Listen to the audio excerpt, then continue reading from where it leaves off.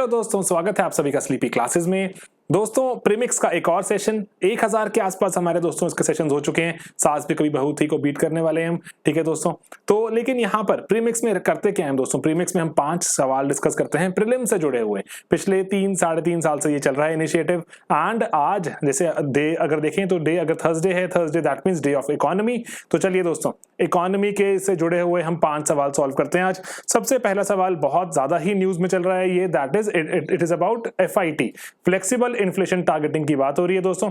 FIT framework से जुड़ी हुई 2 स्टेटमेंट्स हैं आपके सामने, आपने बतानी है कौन सी सही है। पहली, वो कह रहे हैं कि भारत FIT फ्रेमवर्क को फॉलो करता है, जो कि कब आया था, 1934 RBI एक्ट है हमारे पास, उसको अमेंड करने के बाद 2016 में लागू हुआ था। क्या ये बात सही है क्या गलत?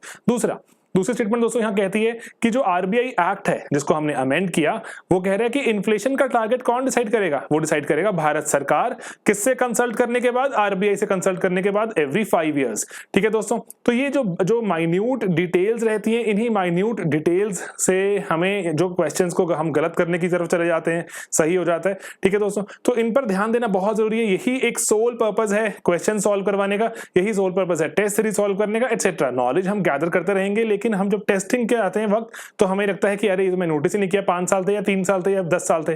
ठीक है दोस्तों, ओके। तो बताइए यहाँ पे जो राइट ऑप्शंस क्या रहेंगी? 1, 2 बोथ है, नन ऑफ दीज। एंड दोस्तों राइट आंसर इज यहाँ पर कि दोनों ही करेक्ट हैं ऑप्शन ये। ठीक है, FIT फ्रेमवर्क 2016 में लाया गया था। एंड इस पे अगर हम देख लें फटाफट से स्टेटमेंट्स, एंड 1934 का जो हमारा एक्ट था, RBI एक्ट 1934, उसको अमेंड करके लाया गया था। कैसे? हमारा जो फ्लेक्सिबल इन्फ्लेशन कौन डिसाइड करेगा? हम वो डिसाइड करेगी भारत सरकार। किसके साथ कंसल्ट करके? RBI के साथ। हर 5 साल के बाद ही कंसल्टेशन होगी। अभी 2016 के बाद 5 साल बीत चुके हैं, 2021 आ गया फिर से दोस्तों, इसलिए न्यूज में है, ये इंपॉर्टेंट है। इससे जुड़ी हुई जितनी भी स्टैटिक चीजें हो, आपको प्लीज मैं रिक्वेस्ट करता हूं उनको देख लीजिएगा। इन्फ्लेशन का टॉपिक बहुत इंपॉर्टेंट हो गया है, इन्फ्लेशन टारगेटिंग उससे भी इंपॉर्टेंट हो गया है, flexible inflation targeting and RBI act तो बिल्कुल टॉप लेवल पे चल रहे हैं करंट अफेयर्स में, अगर हम देखें इंपॉर्टेंस के पॉइंट से। ठीक है दोस्तों, तो ये चीजों पर ध्यान दें। एंड देन भारत सरकार ने 2021 तक हम जो टारगेट सेट किया हुआ, आपको पता है वो कितना है? 4% पर हमें लेकर आनी है वो इन्फ्लेशन, एंड ±2% हो सकती है। अगर 4 से ऊपर चली गई, 6 पहुंच गई, तो दैट मींस हमें उसको वापस लेकर आना है। ऐसी पॉलिसीज लेकर आएगा RBI। अगर 4 से नीचे चल रही है कि 2 या 3 पहुंच गई, तो RBI की पॉलिसीज अकॉर्डिंगली चेंज हो जाएंगी कि वापस 4 पर हमारी इन्फ्लेशन आ जाए। ठीक है दोस्तों, तो ये इंपॉर्टेंट कुछ चीजें, and +-2 tolerance limit. Okay, then दोस्तों दूसरी स्कीम है हमारे पास। यहाँ पे जो क्वेश्चन है, इट इज अबाउट विवाद से विश्वास। लास्ट टाइम भी UPSC ने ऐसे सिमिलर लाइंस पे सवाल पूछे, उससे लास्ट टाइम भी पूछे स्कीम्स जो कि जुड़ी होती हैं टैक्सेस के साथ। ठीक है, तो इंपॉर्टेंट हो जाती है, बहुत बार कवर की हुई थी, इतनी मुश्किल नहीं है। लेकिन दोस्तों अगेन आई रिपीट, सवाल मुश्किल या फिर आसान किस पर डिपेंड करता है कि हमारी नॉलेज लेवल क्या है। ठीक है दोस्तों, नॉलेज है तो सवाल आसान, नॉलेज नहीं तो सवाल बहुत मुश्किल। ठीक है, ओके। तो ये दोस्तों ये जो स्कीम है, ये इनडायरेक्ट टैक्स डिस्प्यूट से जुड़ी हुई स्कीम है। क्या ये बात सही है गलत? दूसरी, यहां पर ये स्कीम प्राइमरीली क्यों लाई गई थी? क्योंकि जब दोस्तों वो कह रहे हैं कि जब GST आया, GST के आने से बहुत सारी लिटिगेशंस हुई, क्योंकि हमारे बहुत सारे इनडायरेक्ट टैक्सेस सब्ज्यूम हो गए थे इन GST। तो उसके कारण जितनी भी GST से जुड़ी हुई जितनी भी लिटिगेशंस हैं, उनको हमने विवाद से विश्वास स्कीम के थ्रू हम चाह रहे हैं अब इसको थोड़ा रिजॉल्व करना। क्या ये बात सही है गलत? ठीक है, तो आप मुझे बताइए कौन सी स्टेटमेंट्स हैं यहाँ पर करेक्ट। ठीक है दोस्तों, एंड राइट आंसर इज यहाँ पर कि दोनों ही स्टेटमेंट्स गलत हैं।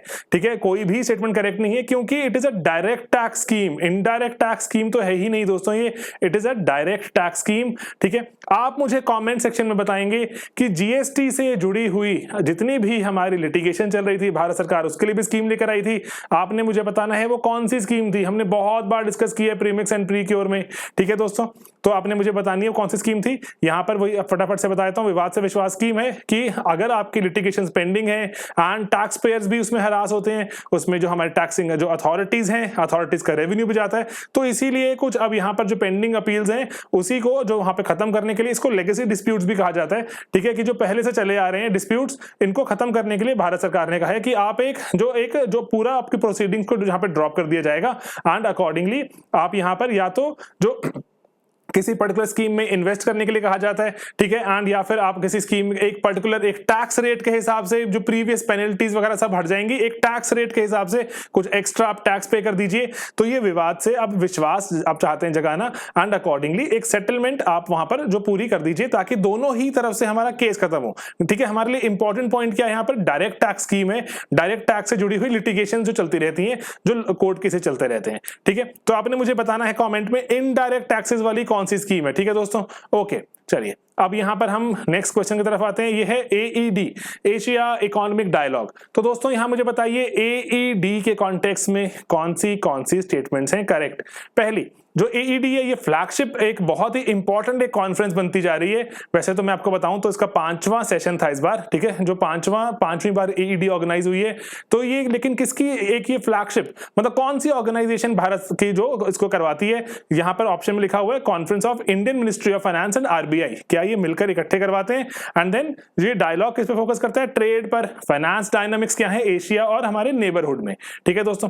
तो ये बताइए यहाँ पर जैसे एक इंपॉर्टेंट बहुत ही एक इंपॉर्टेंट स्कीम है, मैं आपको बताता हूं, आप चाहें तो उस पर थोड़ा गूगल कीजिएगा, एंड मेंस के लिए भी इंपॉर्टेंट हो जाती है, वो है रायसीना डायलॉग, ठीक है। रायसीना डायलॉग को आप एक्सटेंसिवली सर्च कीजिए, एंड देन AED एक और उभर कर आ रही है, ठीक है दोस्तों। तो बताइए यहाँ पे कौन सी हमारी जो आंसर जो ऑप्शंस करेक्ट हैं AED के कॉन्टेक्स्ट में, ठीक है दोस्तों। एंड राइट आंसर इज यहाँ पर कि सिर्फ सेकंड ऑप्शन करेक्ट है, क्योंकि ये मिनिस्ट्री ऑफ फाइनेंस RBI की स्कीम नहीं दोस्तों, एक्सटर्नल अफेयर्स की स्कीम है, ठीक है दोस्तों। AED जो वर्चुअली इस बार की, क्योंकि कोरोना चल रहा है सब कुछ वर्चुअली ही हो रहा है, तो एंड अकॉर्डिंगली जो ये फ्लैगशिप स्कीम किसकी है? हमारी मिनिस्ट्री ऑफ एक्सटर्नल अफेयर्स, ठीक है। तो फाइनेंस मिनिस्ट्री RBI का इसमें कुछ ऐसे खास नहीं है लेना देना, ठीक है दोस्तों। बाकी एक पुणे बेस्ड इंटरनेशनल सेंटर है, उसने भी पार्टिसिपेट किया एंड अकॉर्डिंगली जॉइंटली ऑर्गेनाइज की गई, ठीक है दोस्तों। तो थीम थी post covid global trade and finance dynamics, and accordingly उस पर चर्चा हुई। ओके, तो दोस्तों अब अगले सवाल पर चलते हैं यहाँ पर, एंड ये नेक्स्ट क्वेश्चन है, it is about bad bank, ठीक है दोस्तों।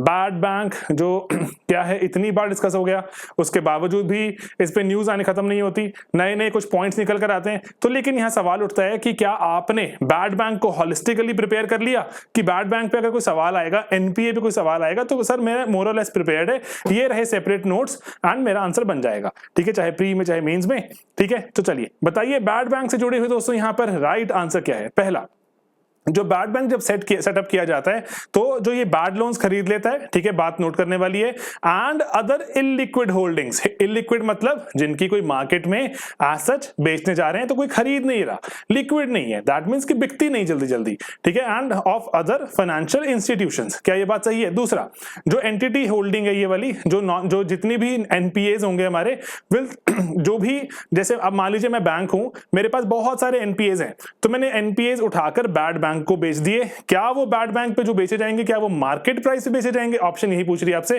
दे will be sold at market price. Okay, then तीसरा, यहां पर कह रहे हैं कि अगर जैसे हम इसको एसेट्स को ट्रांसफर कर देंगे बैड बैंक को, जो मेरे नॉन परफॉर्मिंग एसेट्स से जो ओरिजिनल इंस्टीट्यूशन, मान लीजिए मैंने अगर ट्रांसफर कर दिए बैड बैंक को, तो मेरी बैलेंस शीट क्लियर हो जाएगी एंड मुझे राइट डाउन्स भी नहीं लेने होंगे, ठीक है दोस्तों।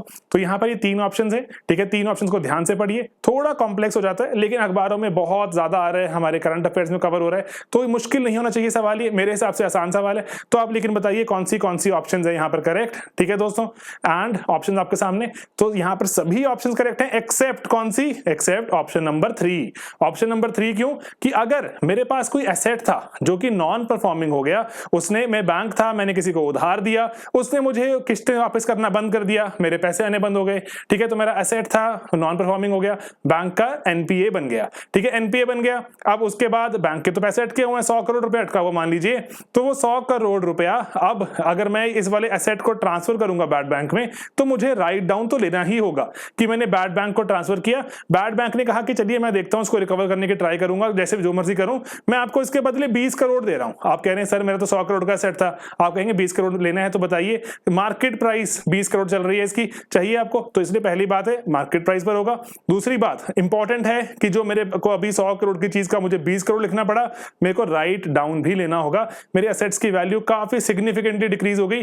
ठीक है, तो ये ऐसा नहीं है कि बिल्कुल वो एकदम आपको एग्जम्पशन मिल जाएगी 100 करोड़ का 100 करोड़ ही मिल जाएगा, नहीं नहीं। ठीक है, बैड बैंक आपको जो भी मार्केट प्राइस के हिसाब से जो चल रहा होगा उसका दाम उस एसेट का वो ही मिलेगा। ठीक है दोस्तों, तो आंसर हमारा बना ए। तो इसीलिए जो बैड बैंक से जुड़ी हुई कुछ इंपॉर्टेंट चीजें यहां पर आपके सामने लगा दी एंड थोड़ा सा इसको देखते रहेंगे। अभी रिसेंटली हुआ क्या है, जो ये न्यूज में क्यों है, क्योंकि जो हमारा IBA है, इंडियन बैंक्स एसोसिएशन ने यही कहा है कि जो अभी फाइनेंस मिनिस्टर ने भी अनाउंस किया बजट स्पीच में, हमारी जो फाइनेंस मिनिस्टर जी ने अनाउंस किया कि हम बैड बैंक का गठन कर देंगे अब, एंड उसका नाम देखते हैं क्या आएगा, एंड अकॉर्डिंगली जो ओवरऑल जो इनिशियल कितना कैपिटल रिक्वायर्ड है बैड बैंक के लिए एंड जो हमारे बैंक्स में कितना कैपिटल रिक्वायर्ड है, इसके बाद सब पे जो डिस्कशन की जाएगी अकॉर्डिंगली इसका काम शुरू हो चुका है।